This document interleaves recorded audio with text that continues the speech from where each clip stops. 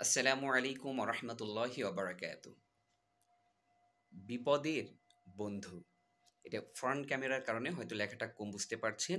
বিপদের বন্ধু। আচ্ছা, একটা বক্সকে কেন বলছি যে বিপদের বন্ধু? আমার এই বক্সের মধ্যে কিছু টাকা আছে। এই যে দেখতে পাচ্ছেন কিছু টাকা আছে, এই যে ৫ টাকার কয়েন। এটা আসলে ইংরেজিতে একটা প্রবাদ আছে যে self help is the best help. নিজেই নিজেকে সাহায্য করা হচ্ছে সর্বোত্তম সাহায্য।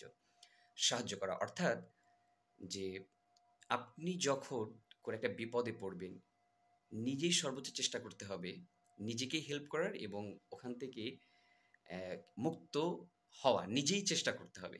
আর না, নিতান্তই না পারলে তখন অন্যের সাহায্য নেওয়া। এটা হচ্ছে যে অনেক সময় আপনার ১,০০০ টাকার প্রয়োজন হয়, আপনি ১,০০০ টাকার জন্য অন্যের দ্বারস্থ হন। কষ্ট করে একটা বক্সে কিছু টাকা জমা রাখবেন।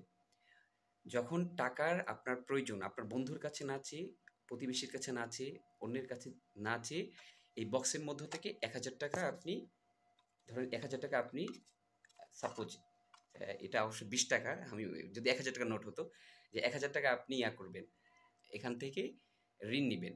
ঋণ নিয়ে কাজ শেষ করবেন, পরে এক সময় তো আবার আপনার হাতে টাকা আসবে, তখন ১,০০০ টাকা আবার আপনি রেখে দিবেন।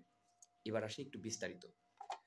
সেটা হচ্ছে যে আহ, বিশেষ করে আমাদের সমাজে মধ্যবিত্ত, নিম্ন মধ্যবিত্ত, কুলি মজুর, রিক্সা চালক, ভ্যান চালক, আপনার কৃষক শ্রেণী, গার্মেন্টস কর্মী, আহ, তারপরে মানে দিন আনে দিন খায় যে সকল, বা ছোট ব্যবসাও হতে পারে, তারা যখনই কোনো একটা বিপদে পড়ে, তখন খুব দ্রুত পাশের যে প্রতিবেশী, তার কাছ থেকে ঋণ করতে যায়, বন্ধুর কাছ থেকে, আত্মীয় স্বজনের কাছে ঋণ করতে যায়।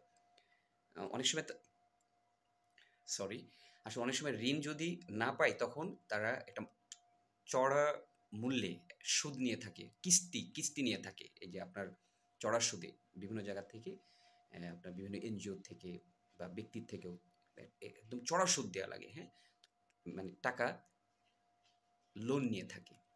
তো আমি বলবো যে এরকম একটা বক্স থাকলে আপনি নিজেকেই নিজে, মানে সেলফ লোন যেটাকে বলে, বা সেলফ লেন্ডিং, সেলফ ব্রয়িং যেটা, সেটা আপনি নিজেই নিজেকে ঋণ দিতে পারবেন, নিজেই নিজেকে ঋণ দিন।